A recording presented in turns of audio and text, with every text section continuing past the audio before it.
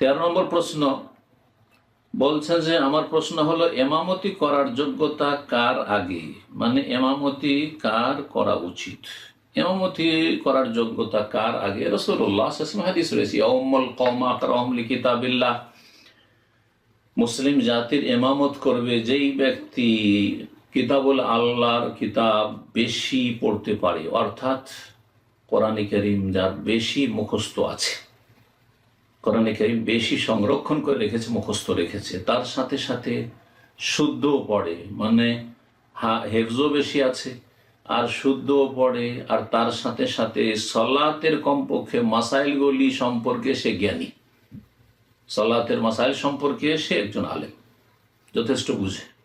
এমন না হয় যে সুন্দর হাফেজ, পাকা হাফেজ আর পাকা কারি, কিন্তু সালাতে কোথায় সহসিদ্ধা করতে হবে, কোথায় কি হলে কি করতে হবে তাই জানে না, বিদাতি সালাত পড়ে, তাহলে না, সে হকদার নয়, শুধু হাফেজ হয় যথেষ্ট নয়।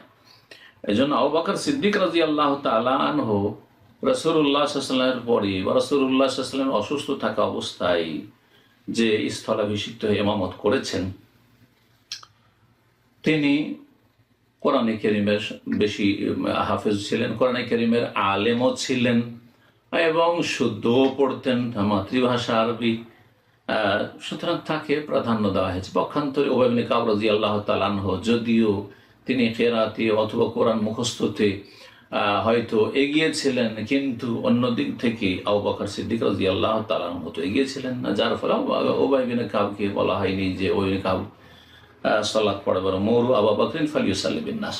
এটা অবশ্যই খেয়াল রাখতে হবে। অনেকে শুধু হাফেজ দেখলে আগে বাড়িয়ে দেয়, হাফেজ যথেষ্ট নয়, যদি অনারব হাফেজ হয়, আর বিদাতি ঘরানার হাফেজ কারি, কিন্তু সলাতের মাসাইলই জানে না, সলাতে সহসিজদা করতে হলে বিদাতি সহসিজদা করবে, হ্যাঁ 2 সালামের মাঝখানে সহসিজদা, যেমন হানাফিরা এক শ্রেণী করে দেয়, অথচ হানাফি মযহাব এটা না, হানাফি মযহাব হয় বাদাস সালাম, সালামের পরে 2 সালামের পরে 2টো সিজদা করো, কিন্তু 1 সালাম ভিড়ে আর তারপরে সহসিজদা। তো এইরকম যাদের মাসাইল এরকম জানা নাই, শুধু হাফেজ হওয়া যথেষ্ট নয় এক কথায়।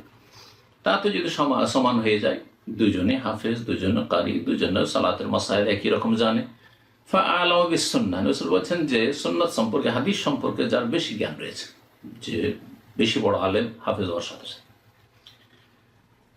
তাতে যদি সমান হয়, তখন অন্যান্য বিভিন্ন দিকগুলি নবী সাল্লাল্লাহু আলাইহি ওয়াসাল্লাম বলেছেন। তার একটি হচ্ছে যে বয়সে বেশিকে দেখতে হবে, বয়সে বেশি। জি, তো সংক্ষেপে এতটুকু বললাম।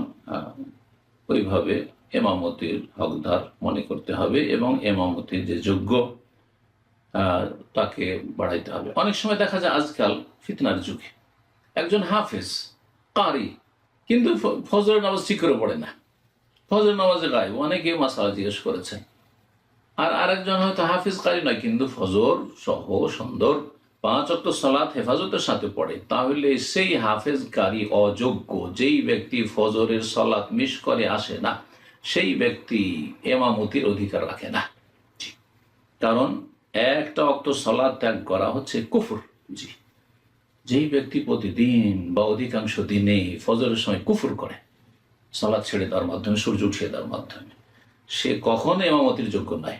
বিষয়টি মনে রাখবেন।